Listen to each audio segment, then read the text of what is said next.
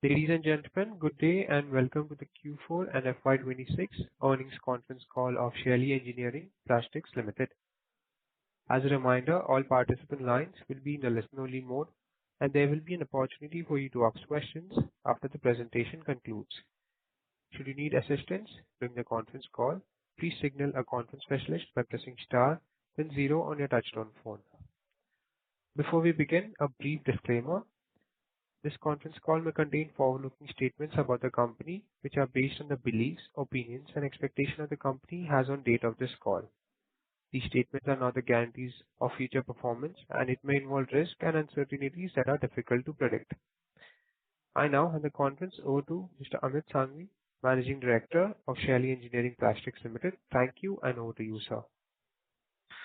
Thank you very much. Good afternoon and a very warm welcome to all the participants. I would like to thank you for joining us today for Shaily Engineering Plastics Q4 and FY26 earnings conference call. I have with me Mr. Sanjay Shah, our Chief Strategy Officer, and SGA, our Investor Relations Advisors. I hope everyone has had the opportunity to review our financial results and investor presentations, which have been uploaded on the stock exchange as well as company's website. Before discussing business performance, I would like to briefly comment on a broader operating environment. The quarter has witnessed heightened geopolitical uncertainty, particularly due to ongoing tensions across global trade corridors, which impacted freight movement, supply chain, and input cost dynamics. For the plastics and polymer industry, this translated into raw material price inflation and selective logistical disruptions across certain export routes. Despite this environment, we were able to navigate the quarter in a stable manner, supported by our diversified customer base, long-standing customer relationships, disciplined execution, and very strong operational planning. Coming to key business developments. During the quarter, Shaily achieved a landmark milestone with the successful commercial launch of our Shaily Harmony and Shaily Neo pen injectors with multiple customers for semaglutide in India as well as other global markets. We have also today made a press release announcing the significant milestone, which can be found on our website. This is a significant achievement for us. It represents years of development, qualification, and regulatory work coming to fruition at commercial scale. The semaglutide market is one of the fastest growing drug segments globally, and our positioning as a supply partner in this space is a strong strategic asset. Pen injectors manufactured by Shaily for semaglutide have been successfully launched by our customers in the Canadian market. This marks our entry into one of the most regulated and quality demanding pharmaceutical markets in the world, and is a strong validation of our manufacturing standards, regulatory compliance, and the trust our customers place in us as a supply partner for critical drug delivery devices. In addition to the launch in Canada, Shaily's pen and its customer are the first to receive tentative approval in the US market for semaglutide as well. Also, one of our customers received European market authorization for teriparatide. These approvals are important validation milestones. They affirm the quality and the regulatory compliance of our manufacturing platforms across multiple geographies and therapeutic areas. I'm pleased to share that we successfully commenced commercial supplies to our consumer electronics customer during Q4 FY26. This is a business we've been preparing and qualifying for over the past several quarters, and the commencement of commercial deliveries marks an important new growth vector for Shaily. We are now an active participant in the consumer electronics precision component ecosystem, a space characterized by high complexity, tight tolerances, and less than a handful of players. We have signed a supply agreement with a Korean company for the manufacture and supply of semiconductor trays. This marks Shaily's entry into the semiconductor supply chain, a strategically significant development at a time when India is actively being positioned as an alternative manufacturing destination under the China Plus One policy framework. Semiconductor trays are precision critical components, and our ability to win this business reflects our manufacturing depth and the trust global companies are beginning to place in Shaily. In the industrial vertical, we received new business confirmation from customers for power tool and LED light components. These additions diverse industries and expand the range of precision engineering applications that Shaily offers, from automotive components to power tools and lighting infrastructure. Reflecting the confidence in Shaily's next phase of growth and the multiple new opportunities ahead of us, the board of directors have approved an enabling resolution to raise up to 500 crores. I would like to clarify that this is intended to be an annual affair. The company will seek a fresh enabling resolution each year to maintain financial flexibility and ensure that capital is always available to seize high quality, high growth opportunities without delay. This is not a signal of any specific fundraise plan, but rather a disciplined approach to be prepared with capital. As Shaily continues to evolve into a diversified, IP-led global manufacturing platform, serving healthcare, consumer electronics, semiconductor, trays, industrial, and other consumer segments, the pace and scale of opportunity demands that we remain agile. Having this resolution in place ensures that if and when a compelling, large, time-sensitive opportunity presents itself, the company remains ready for it. We've also taken some significant steps organizationally to strengthen our operations to deliver the scale-up we have planned by onboarding Mr. Joe Kam. An announcement was made earlier in February regarding Shaily hiring its Chief Operating Officer for Healthcare. I'm very happy to announce that Joe has hit the ground running and is taking real ownership and showcasing great leadership, taking Shaily's operation strengths further. He has a very disciplined approach and is a stickler for quality, something that we hold very close to our hearts at Shaily. Coming to segment-wise performance, the healthcare segment was the standout performer in Q4 FY26, with revenue doubling in Q4 FY26. For the full year, healthcare revenue surged 139% to 393 crores, contributing 40% of our consolidated revenue, up from 21% in FY25. This shift in revenue mix is the central storyline of FY26 and reflects the compounding benefits of our multi-year investments in R&D, in pen injector platforms, and drug delivery capabilities. The consumer segment unfortunately degrew in Q4 26, primarily reflecting weaker market demand for home furnishings across Europe and the US, our two largest export markets for this vertical. For the full year, consumer revenues were at 512 crores, down 9%. While the near-term environment has been softer, I want to emphasize that the consumer business continues to add new customer programs, and we remain focused on building sustainable revenue streams in this segment, particularly through consumer electronics and semiconductor trays. The industrial segment continues to grow, with Q4 FY26 growing at 60% year-on-year. For the full year, industrial revenues grew 41% to 87 crores, reflecting new customer additions and expanded engineering applications. We secured new business from customers in power tool and LED lighting, both of which speak of the increasing precision and complexity of application that Shaily is now being entrusted with. As we look ahead to FY27, our priorities are clear.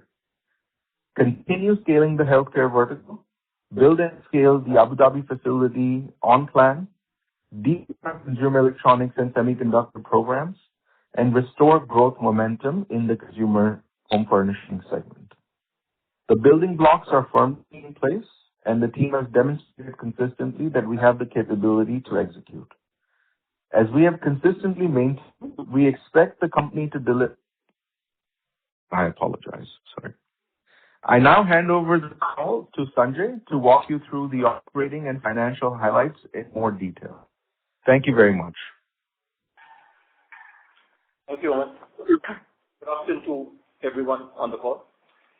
I will start with the operating metrics for the quarter and full year ended 31st March 26, and then move on to the financial performance. Operationally, we continue to improve efficiencies across our manufacturing network. Machine utilization improved to 47.6% in FY26 compared to 42.2% last year. Exports continue to remain strong and contributed around 68% of our revenue in FY26. Let me now summarize the consolidated financial highlights for Q4 FY26. Revenue stood at 237 crores as compared to 218 crores during Q4 FY25, a growth of 9% year-on-year. EBITDA stood at 69 crores as compared to 55 crores in Q4 FY25, a growth of 27% year-on-year. EBITDA margin stood at 29.3%, an increase of 420 bps over Q4 FY25. PAT stood at rupees 40 crores as compared to rupees 29 crores during Q4 FY25, a growth of 40% year-on-year. PAT margins stood at 17%, an increase of 390 bps over Q4 FY25. Coming to segmental revenue breakup for Q4 FY26, in the consumer segment, revenue stood at 102 crores as compared to 148 crores during Q4 FY25, a degrowth of 31%. Amit, in his opening remarks, basically explained the reasons why this degrowth happened. In the healthcare segment, revenue stood at 113 crores as compared to 56 crores during Q4 FY25, a growth of 110%. In the industrial segment, revenue stood at 22 crores as compared to 14 crores during Q4 FY25, a growth of 60%. Now coming to FY26 consolidated highlights. Revenue stood at 991 crores as compared to 787 crores during FY25, a growth of 26% year-on-year. EBITDA stood at 288 crores as compared to 178 crores during FY25, reflecting a growth of 61% on a YOY basis. EBITDA margins stood at 29%, an increase of 630 bps over FY25. PAT stood at 170 crores as compared to 93 crores during FY25, a growth of 83% year-on-year. PAT margins stood at 17.2%, an increase of 540 bps over FY25. Cash PAT for FY26 was reported at 219 crores as compared to rupees 135 crores during FY25, a growth of 62% year-on-year. Our ROC and ROE stood at 35.8% and 26.9% respectively as on 31st March 2026. Our debt to equity stood at 0.3x and our fixed asset turnover ratio stood at 1.7x as on 31st March 2026. Now coming to segmental revenue breakup for FY26. Consumer segment revenue stood at 511 crores as compared to 561 crores during FY25, a growth of 9%. In the healthcare segment, revenue stood at 393 crores as compared to 161 crores during FY25, a growth of 139%. In the industrial segment, revenue stood at 87 crores as compared to 61 crores during FY25, a growth of 41%. That concludes the update from my side. We will now open the floor for questions. Thank you. We will now begin the question and answer session. Anyone who wishes to ask a question may press star and 1 on their touchtone telephone. If you wish to withdraw yourself from the question queue, you may press star and 2. Participants are requested to use handset while asking a question. Ladies and gentlemen, we will wait for a moment while the question queue assembles.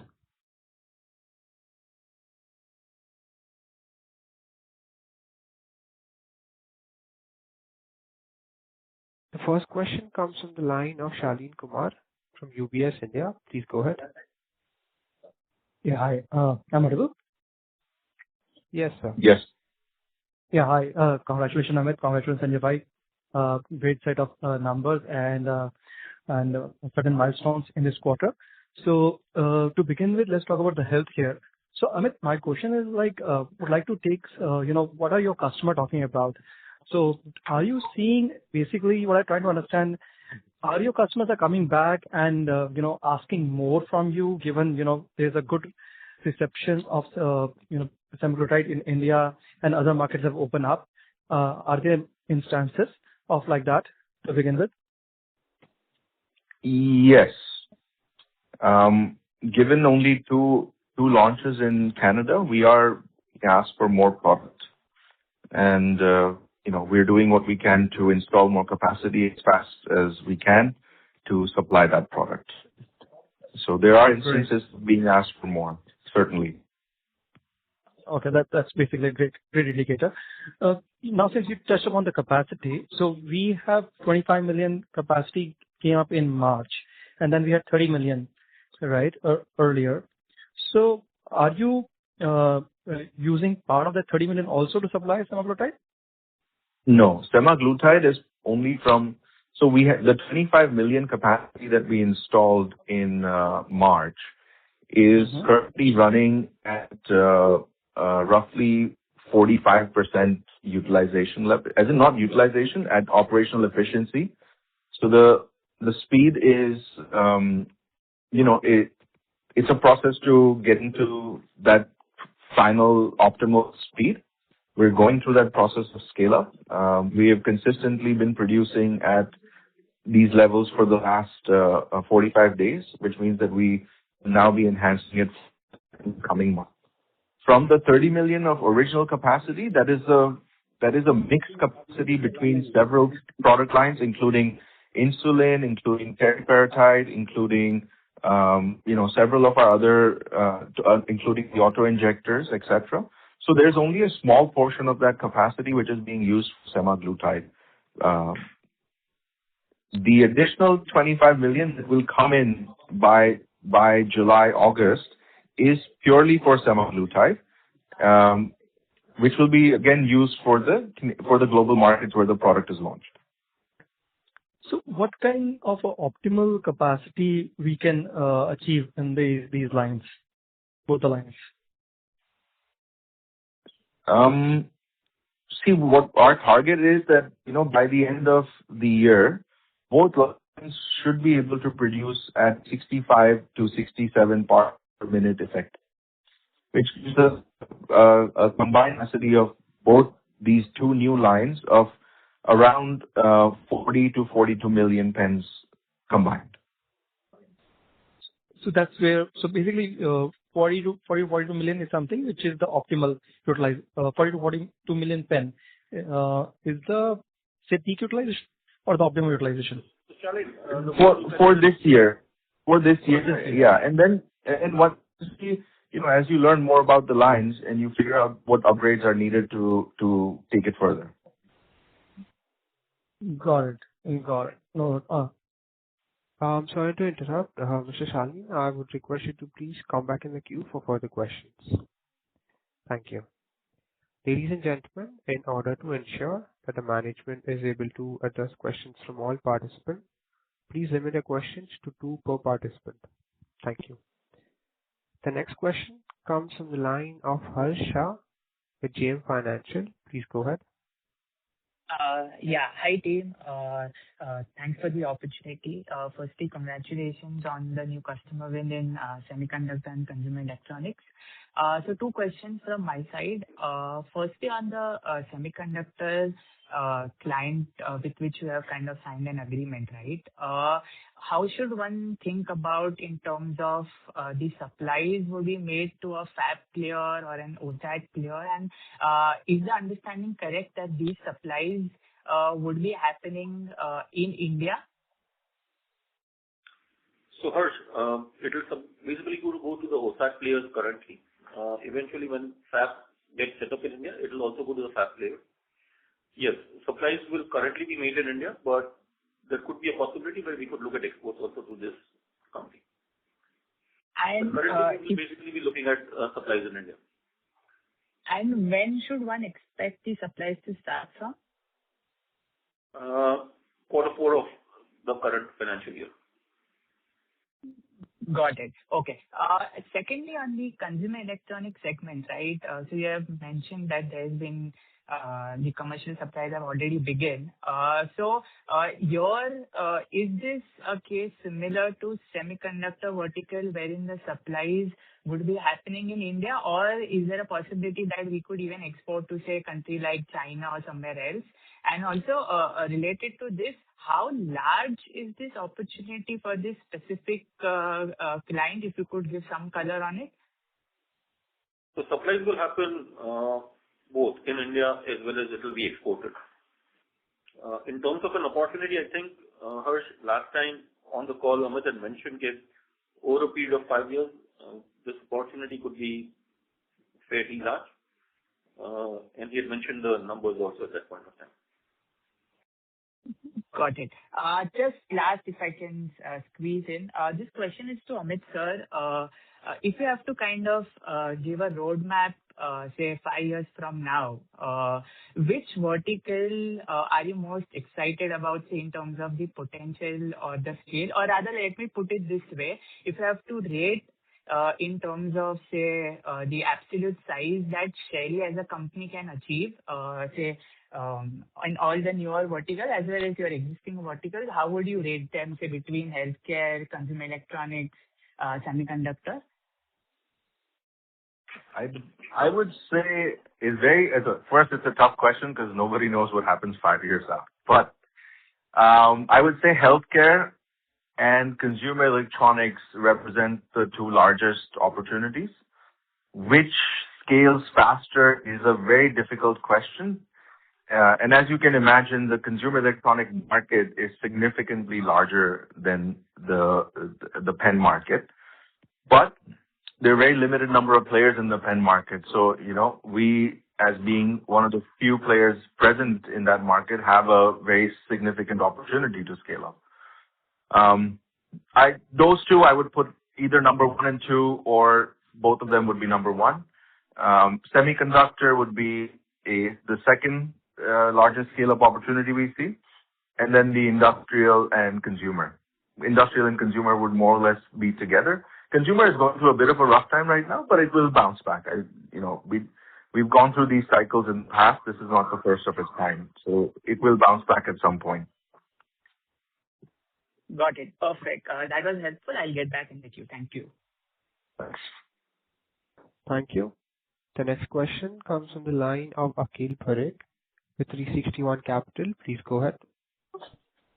Yeah, thanks for the opportunity and congratulations on the solid execution. My first question is on the pen side, healthcare side. Will you be able to quantify the volumes which we would have done approximately for FY26? Because if I recollect well, we were guiding for around 26 million of volumes for full year.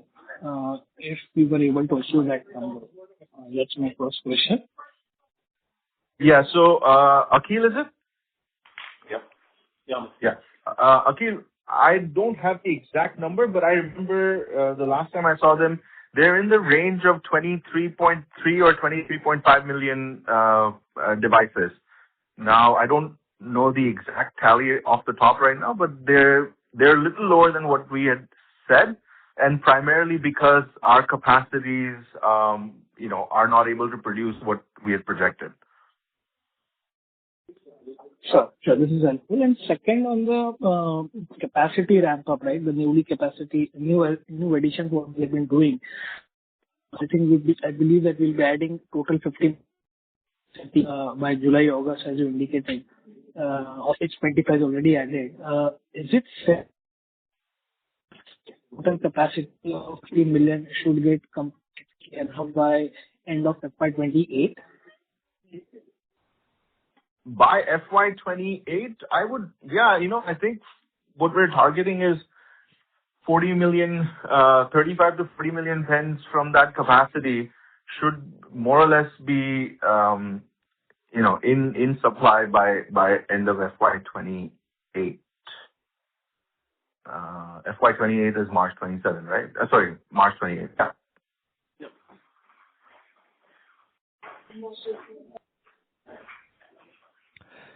Thank you. Mm-hmm. The next question comes from the line of Bhavin Rupani with Investec. Please go ahead. Hi, sir. Thanks for the opportunity. So first question is related to consumer electronics. So just wanted to understand how should one look at margin profile, ROC, and incremental capex, which we might need for this category? It's a difficult question, and the reason is that all numbers first are not bad, they're quite good, but they only happen when you have scale. Okay? So if you look at Shaily's history, even consumer, when we didn't have scale in home furnishings business, our EBITDA margins were single digit, profit margins were maybe very low single digit. Right. So consumer electronics is going to go through a cycle. Maybe the ramp up will be a lot faster, but it will go through a cycle where until you have a certain amount of scale, you will not be able to see great margins. And the reason is very simple. Because it's a technically challenging manufacturing environment, your overheads are going to remain high even when you have less revenue. So, a certain scale is necessary. Maybe that scale is $20 million, $15 million, or, somewhere around there before you actually start seeing good margins come in. Any indicative range, sir, should be near about consumer wear margins? Bhavik, we would not be able to give individual margins. Yeah. It's a B2B business, and I think you'll understand the reasons for that. Right. And any incremental CapEx that we need for this business? So we have said that we would need to set up a plant down south. We are evaluating, but our estimate is we will need an initial CapEx of somewhere around 100 crores when we set up the plant. All right. Second question is related to, sir, eye applicators. So we have recently commissioned machines for eye applicators. Just trying to understand at what stage we are right now and when should we expect incremental revenues flowing in from this category. And also if you can throw some light on what could be the market opportunity over here. Yeah, we've done for a single customer at the moment. Market already exists for that customer. We won't be able to give you name, but the market already exists, and it's a substitute product for one that they are importing. Again, it's meant for regulated markets, and we have factored the commercialization of the eye applicator in the current financial year. Thank you. The next question comes from the line of Dhruv Siplani with Everflow Partners. Please go ahead. Thank you for the opportunity. Am I audible? Yes. Yeah. Congratulations on the good set of numbers, sir. So my first question to you is, what are the entry barriers for someone looking to enter this space? And how long is the process for a partner to change or add an additional supplier to their drug filing made with regulators in, let's say, Canada and Brazil? Okay, we'll talk about Canada. Canada, if you want to add another device to your filings, you have to run the full program, the full development program. It's time consuming. I would say nothing less than 24 to 6 months. And one really needs to look at cost and risk. So, cost is not going to be less than what you've spent on the first program. And then the risk of potential, failure to get approval. But it's not impossible, certainly. So, I hope that answers the question. How much would be the approximate cost? Look, I think on average, generic companies are spending 150 crores, I think, on a program. So, I'd say probably 70-80% of that you would need to spend to add another device. Okay, sir. That is helpful. My second question is, of the filings made in various geographies, especially Canada and Brazil, what % of the filings have been made with Shaily's device? I've stated this in the past. I think if I look at all the top, the first 6 filers in Canada, 70% is ours, I believe. 70% is ours. In Brazil, it's a little bit more difficult because in Brazil, it's a lot of partnership filings, not direct from our customers. So, and we are not privy to all the partners in Brazil. But I think I'm confident we will be in the first wave of Brazil approvals. Okay, sir. Thank you. That is all from my side. The 2 customers who have got approval, 2 pharma companies who got approval in Canada, both are with Shaily. Okay, sir. Thank you. The next question comes from the line of Dwanil Desai with Turtle Capital. Please go ahead. Hi, good afternoon, everyone, and congratulations for a very strong performance. So my first question is, you mentioned that this year we ended the year with 23.5 million kind of pens, and I think we were thinking about around 36 million next year, 36, 37 million, and maybe 50 million, closer to 50 million the year after that. Now that the Canada approval is in place for the two large players, but Brazil is still nowhere in sight, and India is picking up. So given all this, do we still hold on to this number? I mean, look, for the current fiscal year that we're in, obviously our order book is frozen. So it's now about how quickly our capacities come up and, how effectively they're able to produce. These are very, very complicated lines. So it doesn't have a whole lot to do with our skill set to produce.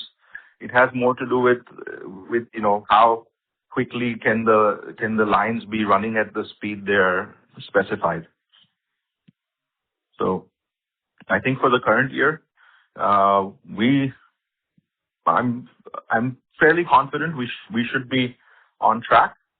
But of course, a big unknown at the moment is the line that comes in August, which is not installed yet. So I think we'll be able to give you a better perspective on this, probably towards our earnings call in September, October. Yeah, the few months. Okay. The few months. Okay. So a follow-up on that, sir. So, our, supply to both the players in Canada, would have started and will ramp up. So unless if there is any bottlenecks on the production side, will that supply suffer? How should we look at that part? Bottlenecks on the? So we are saying that we are ramping up the production, right? That are still in the, early phases of production ramp up. So if that doesn't go as per plan, is there any risk to the supply to any of these customers? Well, if we can't supply enough, then there is a risk, right? Yeah. Okay. So, second question is, we are working with the innovators, on the new project. So if you can give any update on that, and, you talked in the initial commentary that Abu Dhabi CapEx we are going, and that's one of the, roadmap for the current year. With the current geopolitical thing, any kind of, rethinking on that project or, any thoughts on that? So these two questions. On the geopolitics, we don't see it as it being a long-term impact. If anything, it's a very, very short-term impact. Again, it's not really impacting our project timelines. We have factored in adequate additional time for bringing up the facility in Abu Dhabi, and we're probably eating into some of that buffer at the moment. Beyond that, it's a great region. You've got significant amount of benefits on certainly on operational costs, ease of supply chain, availability of really, really international talent. As you can imagine, it'd be very difficult for us to, while we have done a good job, it's difficult for us to attract very good talent in a city like Baroda. So, Abu Dhabi becomes overall a much friendlier place to scale this business. And, if we were looking at healthcare has been growing at almost 100% every year. If we want to continue that momentum, we need the right people. And increasingly, what we pay for expat talent in India is much, much more than what we would in a country like Abu Dhabi. Got it. And sir, on innovator part? Yeah, these conversations are advancing well. That's all I can say. Until we have some breakthrough, I won't be able to divulge any further information. Okay, got it, sir. Thank you. That's it from my side. Thank you. Thank you. The next question comes from the line of Bhavika with Niveshaay. Please go ahead. Thank you for the opportunity. Am I audible? Yes. Just want clarity on the previous commentary you did on the capacity utilization. As you said that the capacity which is live in March, we are doing 45% of our operational, like efficiently utilized the facilities currently.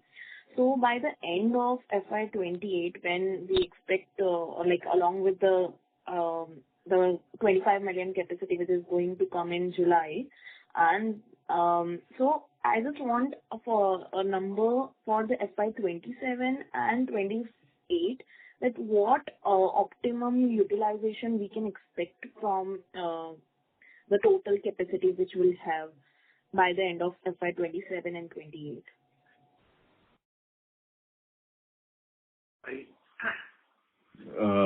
I think first, I've answered. You partially answered that question also. I've answered these questions partially, but I'll just go through it again.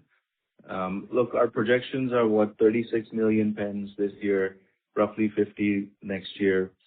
So, when you look at all the smaller capacities we have, for example, on Tristan, on Toby, those products aren't in supply, right? So when they get approval and they get into supply, those capacities will be utilized. So on semaglutide, we have, let's say, for example, a total of 50. By the end of the year, we'll have about 50 million capacity. So we intend to fully, or as fully as possible, utilize that over the next 2 years. And then we'll have capacity on insulin, which we also intend to utilize at least up to a 60-70% level. So that's roughly, as capacity stands today. So you can look at it as a range of, somewhere between 40 to 60 million kind of pen by, at the end of 24, 30 months from now. Got it. And the second question I have on the margin side, like we did a quite good margin in this year. So do we expect this to sustain over time with the semiconductor segment coming in and along with the Dubai capacity? Abu Dhabi capacity, sorry. Short answer, yes. Okay. And it will be like sorry. Yeah. Just keep in mind that we don't look at Shaily from a quarter-on-quarter perspective. Otherwise, the margins are sustainable. Sustainable, like at 28% and more. Bhavika, I think what we've been saying is if you look at more on a year-on-year basis, margins will be sustainable and we see margins improving. Okay. We would not want to get into numbers. Yeah. Thank you for answering. Thank you. The next question comes from the line of Aman with Astute Investment Management. Please go ahead. Good evening, team. Just 2 questions, Amit. First, since our product was launched, I think, last week in Canada by both our customers, what has been the initial feedback from the customers, as well as can you also talk about the feedback from India launch, both 2, 3 devices which we have launched in India? Any complaints and all those things we have received? Yeah, I think we two complaints. One was a user error. It wasn't related to the device. And one was related to the device. We had an issue on one of our printing. We print numbers, so there was a small issue. But in terms of performance, there have been no complaints. There is a particular Reddit forum that I tend to read from time to time, which has kind of different user experiences in India, at least on taking different generic semaglutides. So happy to say at least that people seem to have trust in the Dr. Reddy's product, which is also, I believe, marketed by Torrent. Sure. That is helpful. Second question is, so our annual launch has happened, but in your rough estimate, when do you expect the other three big geographies, say Brazil, Turkey, Mexico, to happen? Even rough estimate is okay for us. Brazil, we're expecting soon, very soon. I don't know if soon means end of this month, end of next month, but somewhere Brazil should come in. Okay. And any update on, say, Turkey and Mexico? These are also big geographies. I think they will only happen after Brazil, to be honest. I'm not sure if they're able to come before. Okay. These are from my side. Thank you. Mm-hmm. The next question comes from the line of Ankit Gupta with Bamboo Capital. Please go ahead. Yeah, thanks for the opportunity. Sir, and congratulations for a great year. So on our U.K. subsidiary, for the past 2 quarters, Amit, if you look at it, we have seen like the lowest margins as well as revenues over the past 2 years. And so earlier, when we used to, in the calls, you used to tell that, we should be able to maintain the growth rate and margins there. So how should we look at the performance of the U.K. subsidiary with the commercial launch on the SEMA front happening across geographies, and most of the customers would have been already onboarded to the platforms? We're doing slightly more longer-term projects in the UK. So agreements, maybe, engagement with customers that are going into multiple years. Milestone-based revenue. Sometimes you're not able to recognize a certain revenue. But we've significantly scaled the UK ops from a human resource perspective. Again, doing some of these more complex projects.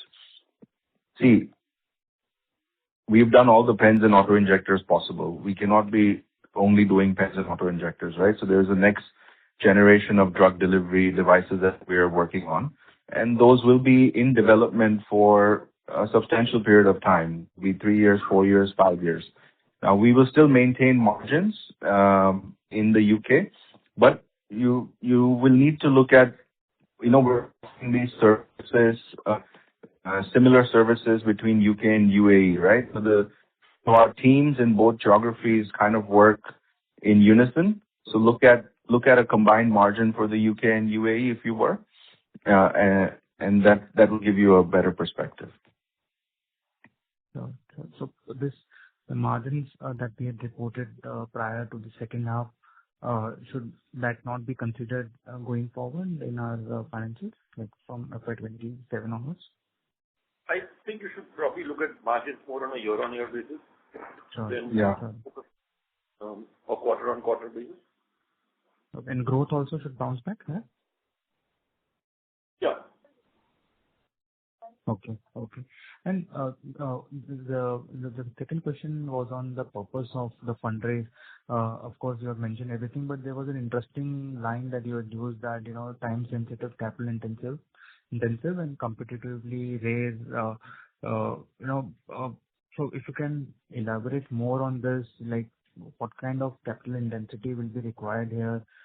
Is it an urgent project where, you highlighted that, we'll be commencing supplies from Q4. So if you can elaborate more on this. I think those were very related. The enabler, the resolution for fundraise is essentially just we're not in any capital right now. I mentioned that categorically in my speech. But what we are doing more and more now are discussing projects where the scale and volume of the projects, CapEx required, are very, very high. Okay. But we're looking at setting up capacities for 50 or devices a year. I'm not going to be able to service that from India or from Abu Dhabi. Right? So the CapEx will be a one-off special project. And this is why the resolution is so that if such an opportunity arises, we're able to quickly act on it. Sure. Okay. Thank you so much. Thank you. The next question comes from the line of Raman KV with Sequent Investments. Please go ahead. Hello, sir. I just have two questions. One is with respect to the semiconductor tray. What will be our total addressable market once we start manufacturing to multiple clients? As of now, we are doing only for one Korean customers, but what do you think is the total addressable market for this product? We will be looking at supplying to everybody who's setting up semiconductor manufacturing in India or chip manufacturing in India. So, out of the let me just rephrase the question. I just want to understand, out of the total value chain of the semiconductor, what percentage of this, in terms of value, will be this product? I think this is more of a volume game, where this is a consumable and it would be needed by the semiconductor plants on a day-to-day basis. Okay. Obviously, the chip value will be much higher. This is going to be packaged, but it's a very decent value. Okay, understood, sir. And so my second question is, with respect to the pen injectables, we have a existing capacity of 30 million pens, and we have added 25 million pens in March, and we are planning to add another 25 million by July, August. So what will be the incremental revenue from this newly addition 50 million once it reaches your optimum efficiency of like 60-65% in next 2-3 years? I think we have given out a total revenue number which is possible from the capacity. We should look at that instead of a incremental number, which will be difficult to talk about it. So total as in with respect to the total 80 million, right? What is that revenue? Based on the investment and fixed assets which we have, you could probably look at a 2 to 2.5 as a sales multiple. So that's the way to look at it. Understood, sir. Thank you, sir. Thank you. The next question comes from the line of Aman Tatnani with Solidarity Investment Managers. Please go ahead. Hello, am I audible? Yes. Yes. Yeah, thanks for the opportunity. And Sanjay bhai, Amit bhai, I have two questions basically. The first was, you alluded last quarter that you were seeing some rejections, as in the machines were rejecting 30%. I just wanted an update on that what is the rejection rate right now in healthcare, and any other manufacturing challenges that you could face at scale? So rejection has come down to 8% on the line, and the speed has also gone up. Now, what happens is increased speed, and we run it for several shifts. We come across a breakdown. So that breakdown needs to be resolved permanently so that it doesn't affect the speed again. So at the moment we are running, at roughly 34 parts per minute on an 80 parts per minute line, which is why I said that, we're running at 45% overall equipment efficiency. But the rejections are down substantially. So yeah, it's work in progress. Should be. It's not an impossible task. So it's just a matter of time. And so with learnings from this 25 million capacity that came in Feb, when you again come up with a newer capacity of additional 25 million over there, is it fair to assume that the initial rejections would be low given the learning curve we would have had till then? Yes. Yeah, it's not going to be zero, but it will be lower, for sure. And not so much our learning. I think what we need to start doing is, we look at an investment cycle from triggering the investment to it going on stream of about 12 months. I think we need to look at 18 to 24 months now. So we have to initiate the builds fast sooner. These are very, very complex lines, And as you can imagine, there's also a handful of suppliers globally who make these lines. Got it. So my second question is that two more big areas that you're looking at now, that is consumer electronics and semiconductors. So just wanted to understand that what sort of maybe hiring or depth in talent you're looking for in these areas, and when does that hiring begin? For consumer electronics, we're not doing anything in the Middle East. Middle East is purely healthcare. And hiring will begin towards maybe quarter one next FY, and all the way into September, October next year. Got it. And so would you be looking to hire someone like Mr. Joe that you hired for healthcare? So would that be that sort of hiring, or would it be more maybe manufacturing related? No, Joe's the chief operating officer. I don't need two of them. He's responsible for the India side. He's responsible for any site we put up globally. So the team will. For electronics and semiconductors, similar to that level you would be looking for, or that are maybe not that complex, so you may not look for that. That was the question. I think what we need on the consumer electronics side is a very high degree of technical expertise rather than organizational expertise. We might lean towards someone with much higher technical expertise and maybe less administration or organizational expertise. But again, it's candidate to candidate. We kind of take a call when we evaluate candidates. Yeah, very good. And so just one last question. The semiconductor order that you got, just maybe can you qualitatively speak about it, that time it took for us to qualify, how many players was Shaily competing against, and what is our edge in this product? That is all from my side. Thank you. Sorry, there's too much echo on your line. So in the semiconductor order, just can you qualitatively speak about it in terms of the time it took for you to qualify, how many players that Shaily was competing against, and our edge in this product against other players? Yeah. Sanjay, you want to take that? I mean, I really don't know how many players competing against, to be honest. There was just too much of echo, so I couldn't hear Aman properly. The question is, could you please how use many? your handset? Am I audible now?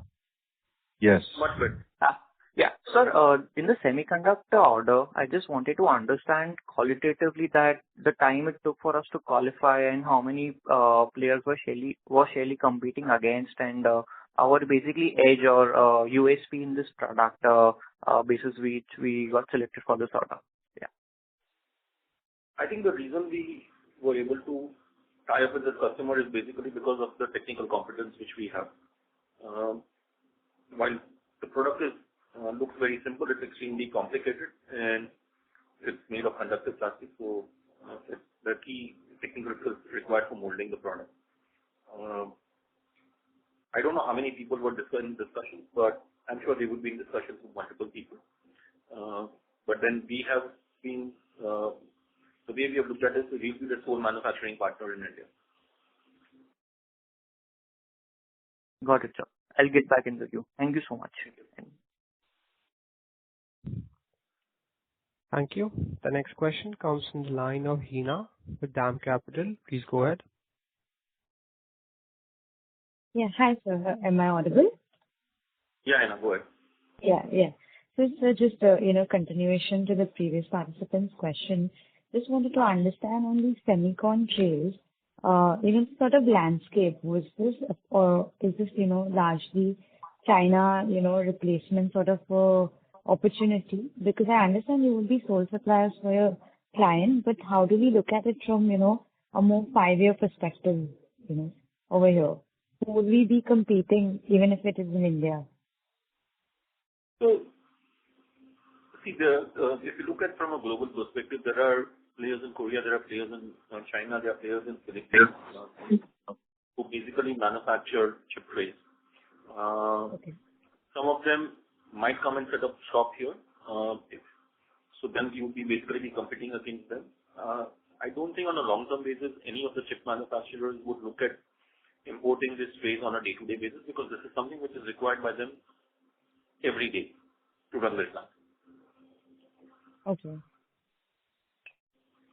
So, but, I mean, assuming, these players do come into India and set up shop, going down the line, do you think that will be sort of, pressure on the profitability we would probably enjoy in the first few years? It's a little too early to talk about it in terms of that question. Sure. Again, a lot of it will also depend on the quality, and if you're tied up with them earlier, then you have a much more longer relationship. Then the customer would not be willing to make that change also. So there could be multiple factors to work around that. Okay. And so roughly, would we know, how cost competitive, say, a Chinese player would be versus us? Again, it's something which is currently difficult to answer that. Okay, understood. And so one small question. I think we did speak about, what sort of pen supplies we'll be doing this year. I think initially I heard 40 to 42 million, but then we also mentioned 36 million. So just wanted to understand the right number for FY27 that we would be targeting. I think Amit mentioned 30 to 36 million, right, Amit? Yeah, that's correct. Yeah. Okay, understood. Okay, thank you. Those are my questions. Thanks. Thank you. The next question comes from the line of Lovely with Systematics. Please go ahead. Hi, thanks for the opportunity. Am I audible? Yep. So I wanted to know that on the recently announced rupees 423 crores order for pen injector from a large domestic pharma company, could you clarify whether this order is entirely incremental or it includes extension of any existing business orders? And also, can you share any broad details regarding the customer profile? We are bound by NDA, so we will not be able to share the name of the customer. Otherwise, we would have put it in the press. And the other details are already in the release. So it's a supply over 4 years. Pen injectors. Okay, so it is incremental over the 4 years, right? It is, the supplies are spread over 4 years. I don't understand what you mean by increment. Okay. Increment, yeah, exactly. Sorry. And the second question is that have we signed any agreements or entered into any commercial engagements with the innovative companies in the GLP-1 segment? No, not yet. Okay, thank you. That's it from me. Thank you. The next question comes from the line of Priyanshu Jain with GrowX Infinity. Please go ahead.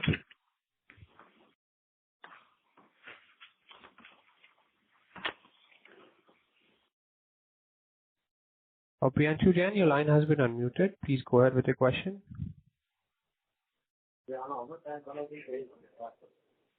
As there is no response, we'll move on to the next question. It's from the line of Shainik Mehta with Indoal's Wealth. Please go ahead.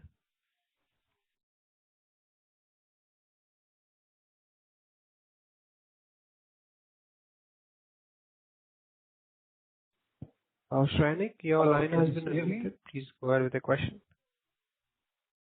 Yeah.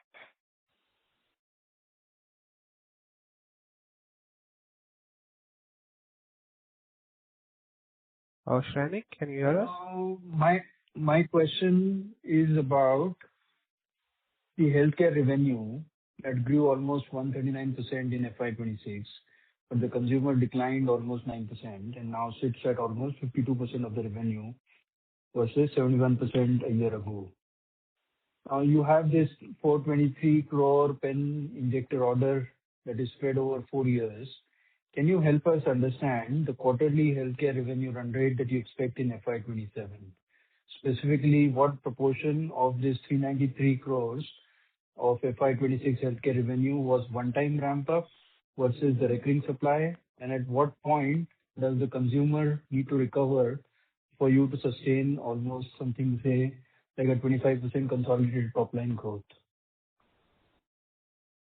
So, Shrenik, I think we would, it's very difficult, and we do not give out quarterly numbers the way you are looking at it.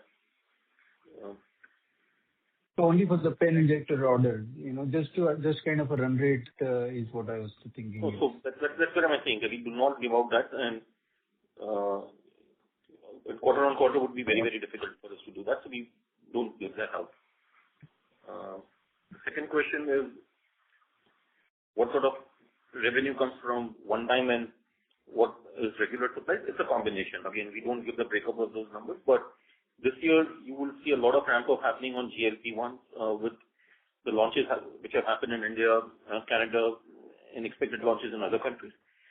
A lot of it will basically be regular supplies which will happen, so you will see a ramp up on account of that. Okay. And any lights on when you expect or when you feel that the consumer need to recover, the consumer division?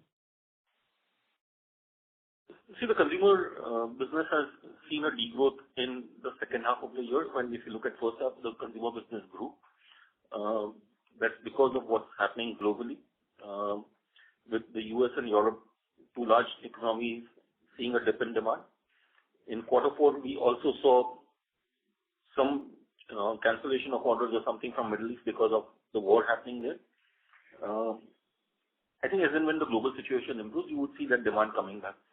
At the same time, as we have mentioned in the presentation also and earlier, we continue to add more products on the consumer space, and we will continue to do that. The growth will depend on how the global situation pans out. All right. All the best to you guys. Thank you very much. Thank you. Thank you. Ladies and gentlemen, that was the last question for today. I would now like to hand the conference over to the management for closing comments. Thank you very much. FY26 was marked by execution and continued improvement in operational performance. Our focus remains on scaling our new capacities, disciplined finance management. We remain confident of delivering profitable, sustainable growth years ahead. Again, thank you everyone for joining the call. We hope that we've been able to answer all your questions adequately. For any further information, I request you to get in touch with SGA, our investor relations advisors. Thank you and have a nice evening. Thank you. On behalf of Shaily Engineering Plastics Limited, that concludes this conference. Thank you for joining us, and you may now disconnect your lines. Thank you.